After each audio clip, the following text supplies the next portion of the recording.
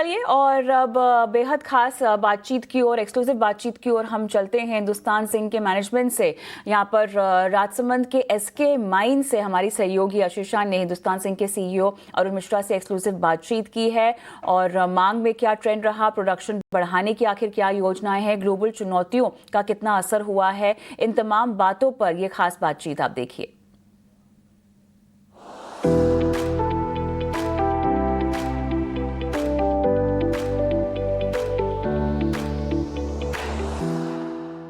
नमस्कार, स्वागत है आपका ईटी नाउ स्वदेश पर। और आज मैं आपके साथ जुड़ रही हूँ हिंदुस्तान जिंक के एसके माइंस से, जो दरीबा में स्थित है, करीब 70 किलोमीटर की दूरी पे सिटी ऑफ उदयपुर से।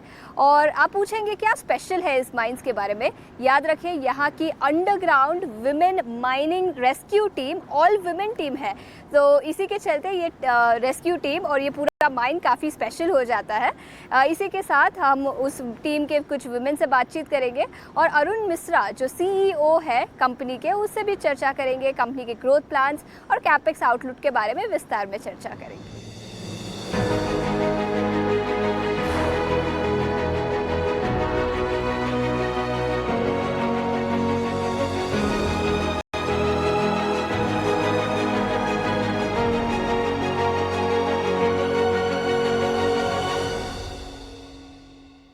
अब हमारे साथ हिंदुस्तान जिंक के एसके माइंस की ऑल विमेन रेस्क्यू टीम की कुछ महिलाएं जुट चुकी है। बहुत बहुत शुक्रिया समय निकाल कर ईटी नाउ स्वदेश पर जुड़ने के लिए। हाल ही में हिंदुस्तान जिंक को इंटरनेशनल लेवल पर भी हिंदुस्तान जिंक के mining all women mining team ने रिप्रेजेंट किया था। अगर आप हमें बता पाए, क्या एक्सपीरियंस रहा आपका? Being a part of India's first women mine rescue team को एक बहुत ही हमारे लिए बहुत प्राउड और हिस्टोरिक मोमेंट है। और जैसा कि हाल ही में हमने हमारी टीम को एक इंटरनेशनल लेवल पर रिप्रेजेंट किया है, इससे ये प्रूव होता है कि women are fully capable of handling high risk job and demanding role in mine. एक ग्लोबल एक्सपोजर पे हमने वहाँ से बहुत कुछ सीखा है, like rope rescue, fire extinguishing और real life scenario in different environmental conditions. जैसा कि जब हमने स्टेज पे एक इंडिया के नाम से ट्रॉफी उठाया और जो फ्लैग हमने लहराते हुए देखा, तो हमारे लिए बहुत ही प्राउड मोमेंट था। ठीक है, अगर आप हमें कोई एक एक्सपीरियंस बता पाए आपका यहाँ पर, कुछ एक्सपीरियंस जो आपको यादगार रहा है। मेरा एक्सपीरियंस अंडरग्राउंड माइंस में काफ़ी अच्छा रहा है। जैसे मैं अभी अंडरग्राउंड माइंस में काम कर रही हूँ, तो मुझे काफ़ी डिसीजन मेकिंग में कुछ पॉइंट ऑफ व्यू अगर चाहिए होता है तो मैनेजमेंट मेरे को काफ़ी सपोर्ट करता है इस चीज़ के लिए। और मैं काफ़ी खुश हूँ कि मैं एक वर्ल्ड लार्जेस्ट माइंस में काम कर रही हूँ और मैं वुमेन माइन रेस्क्यू टीम का पार्ट रह के भी काफ़ी खुश हूँ। और जैसे मेरा अभी तक का एक्सपीरियंस काफ़ी अच्छा रहा है और मैं आशा करती हूँ मेरी जो जर्नी आगे की है वो भी काफ़ी अच्छी जाए। बिल्कुल, आगे की जर्नी डेफिनेटली अच्छी जाएगी। लेकिन अगर आप हमें बता पाए, यहाँ पर तो नाइट शिफ्ट भी आती होगी, तो किस तरह का एनवायरनमेंट इन्होंने क्रिएट किया? बिकॉज यूजुअली वुमेन के लिए नाइट शिफ्ट इतनी सेफ नहीं होती, लेकिन यहाँ पर आपका एक्सपीरियंस क्या रहा है? जैसे कि हिंदुस्तान जिंक ने फीमेल्स को भी बहुत अपॉर्चुनिटी दी है। पहले कहीं पे माइंस में यूज़ नहीं होता था अंडरग्राउंड में कि फीमेल्स जा भी रही है। पहले अंडरग्राउंड में उन्होंने जाना शुरू किया, then all women rescue team बनाई। अभी हिंदुस्तान जिंक की बहुत सारी फील्ड है जहाँ पे नाइट शिफ्ट अलाउ है और आगे कैरी फॉरवर्ड हो रही है वो, कि आगे दूसरी फील्ड में भी वो अलाउ हो। बाकी जैसे सेफ्टी सिक्योरिटी को लेके भी कंसर्न रहता है फैमिलीज़ का कि नाइट शिफ्ट है तो कैसे करेंगे, तो उसके लिए पूरा ध्यान रखा हिंदुस्तान जिंक ने। और बाकी जो लोग हैं समाज में से, उनका भी थोड़ा चेंज हुआ है कि नाइट में लड़कियां भी अकेली शिफ्ट संभाल सकती है, सब कुछ कर सकती है। तो ऑल ओवर एक्सपीरियंस बहुत अच्छा है नाइट शिफ्ट का भी। ठीक है, तो उन्होंने ये एनवायरनमेंट क्रिएट किया है कि आप सेफ रहे, सिक्योर रहे। यहाँ पर बहुत बहुत शुक्रिया समय निकाल कर ईटी नाउ स्वदेश पर जुड़ने के लिए। Thank you so much.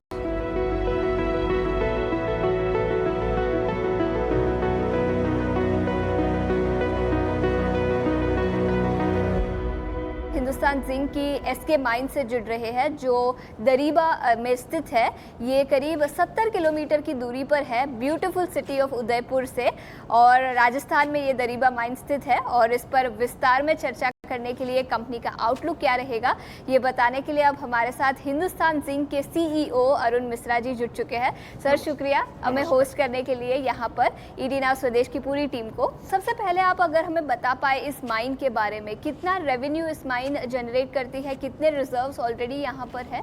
ये सिंधेश्वर खुर्द माइन दुनिया का थर्ड लार्जेस्ट माइन है, सबसे बड़ा माइन है और हमारे लिए बहुत इम्पोर्टेंट ये मायने रखता है, इसलिए कि हमारे जितना सिल्वर प्रोडक्शन होता है उसका करीब 80% यहीं से आता है। तो ये माइन लगभग हमारा जितना रेवेन्यू है उसका 1/3 इसी माइन से आ जाता है और ये बहुत ही उम्दा किस्म का माइन है, अच्छी ग्रेड है एंड आप देख रहे होंगे ये वर्ल्ड क्लास फैसिलिटी हम लोग जो इसको डेवलप किया है, completely WiFi enabled connected equipment and connected people mine है। So we are very proud and very mine which will see further expansion हमारा 2x प्रोग्राम है। ओके और as a percentage of revenue करे या volume करे तो कितना revenue यहाँ से आता है? रफली about 1/3 revenue. Okay so 1/3 revenue यहाँ से आता है, तो काफ़ी इंपॉर्टेंट माइन है आपके लिए। ओके और अगर आप हमें बता पाए यहाँ पर ऑल विमेन रेस्क्यू टीम भी है, तो क्या मोटिवेशन था आपको all women rescue team create करने का? जब हमारे माइनिंग लॉ में चेंज हुआ और वुमेन को अलाउ किया गया 2019 में, तब से लेके लड़कियां हमारे यहाँ माइंस में ज्वाइन किए। तो उन लोग तो लगभग सारे काम कर लेते हैं, लेकिन एक रेस्क्यू एक काम था जो कि केवल आदमी लोग के लिए रिजर्व था, क्योंकि उसमें भारी भरकम बॉडी को उठाना पड़ता है, उसको लेके अंडरग्राउंड के काफ़ी दिक्कत को सामना करते हुए करना पड़ता है। तो हमने सोचा कि इसमें भी हम लोग वुमेन का भागीदारी बढ़ाते हैं और वो करने के लिए हमने पहला ऑल वुमेन रेस्क्यू टीम बनाया, जो टीम ने नेशनल चैंपियन बना और बाद में जाके ग्लोबल सेकंड हुआ। और इसको देखा था कि भी सारा भारत में हमारे पास 2-2 टीम है और इंडिया में सारे माइनिंग कंपनी में rescue all women rescue team बन गया, एक मूवमेंट है। और इसके चलते अभी क्या हो गया कि माइंस में ऐसा कोई काम नहीं है जो कि लड़कियों से उनका पहुँच से बाहर हो। बिल्कुल, आइए विस्तार में चर्चा करते हैं आपकी अंडरग्राउंड कॉन्फ्रेंस रूम में। सबसे पहले ग्लोबल मैक्रो सेटअप से शुरुआत करते हैं। आई अंडरस्टैंड हिंदुस्तान जिंक को कोई डायरेक्ट इम्पैक्ट तो नहीं होता, लेकिन ग्लोबल मार्केट में काफ़ी अनसर्टेनिटी है, काफ़ी टर्मोइल है, उसका आप इम्पैक्ट ग्लोबल कमोडिटी मार्केट पर किस तरह से देखते हैं और जिंक पर उसका इन पर्टिकुलर किस तरह का इम्पैक्ट? जो अच्छी बात है इस ग्लोबल टर्मोइल का कि उसका ये है कि ये क्रियाकलाप एक ही कंट्री का है और उसी के चलते सारे ग्लोबल में जो भी उथल पुथल हुआ है, लेकिन पिछला 5-6 महीने में धीरे धीरे सब जगह में सेटलमेंट आ गया है। सब लोग समझ गए हैं कि जो उनका उम्मीद था कि वो कुछ बोलेंगे तुरंत सब देश रिएक्ट करेंगे, अभी सब देश समझ गया, उनको छोड़ करके आपस में वार्ता कर लीजिए। आप देख रहे होंगे भारत, चाइना, रशिया नज़दीक आ गए हैं। आप देखोगे ब्रिक्स का मीटिंग में काफ़ी नज़दीकियाँ बढ़ गई है, यूरोप कनाडा का नज़दीकियाँ बढ़ गई है। सो एक नया बाज़ार खुल रहा है जो कि कनाडा से लेके, कनाडा अमेरिका जैसा ही बड़ा कंट्री है, तो कनाडा से लेकर के यूरोप से लेकर के एशिया जो है एक तरफा और रशिया को साथ में लेते हुए ये बहुत बड़ा गुट बन रहा है जिसका अंदर में मार्केट ओपन हो गया है। सो हमारे हिसाब से अभी चाइना का ग्रोथ अच्छा रहेगा, इंडिया का तो खैर 11-12% स्टील का ग्रोथ और जीडीपी ग्रोथ 6.5 से 7 या 7.5% ये तो लगातार रहेगा। इंडियन गवर्नमेंट का एक्सपेंडिचर भी रहेगा इंफ्रास्ट्रक्चर में, तो दिस अ गुड टाइम हमारे लिए। I don't think US economy का असर बहुत ज़्यादा पड़ने वाला है। ठीक है, और इसी के बैकड्रॉप में जिंक प्राइसेस पर आपका क्या आउटलुक रहेगा?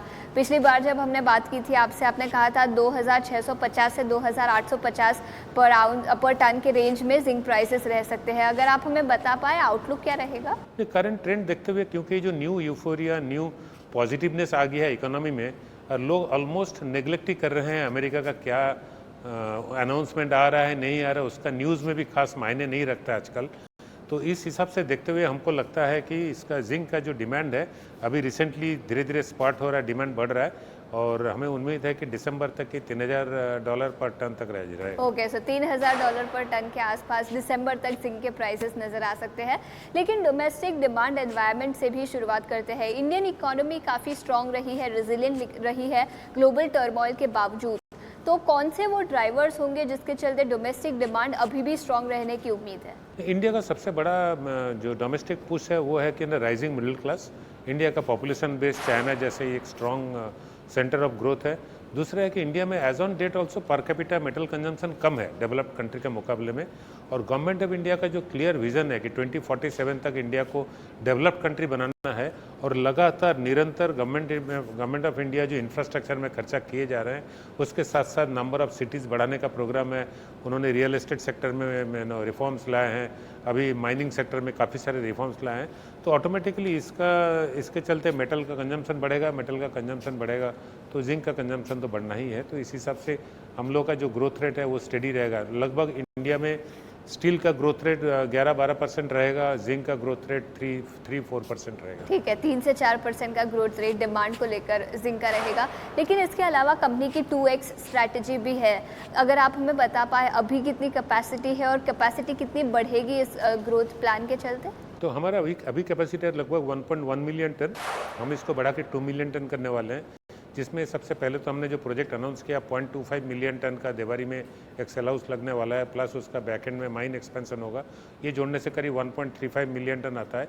उसके साथ अभी अनदर 0.65 मिलियन टन हम लोग ऐड करेंगे, एक 450 मिलियन टन जिंक स्मेल्टर और 0.2 मिलियन टन लेड स्मेल्टर, दोनों ऐड करने से लगभग 2 मिलियन टन होता है। और इसके अलावा भी हम लोग एक 10 मिलियन टन का रिसाइकलिंग प्लांट लगा रहे हैं आगूचा से, जिससे भी करीब 0.15 मिलियन टन हमको जिंक मिलेगा। होल आइडिया इज़ कि इंडिया में अभी लगभग स्टील प्रोडक्शन 150 मिलियन टन के आसपास है, वो बढ़ के 300 मिलियन टन होने वाला है अगला 7 से 8 साल के अंदर में।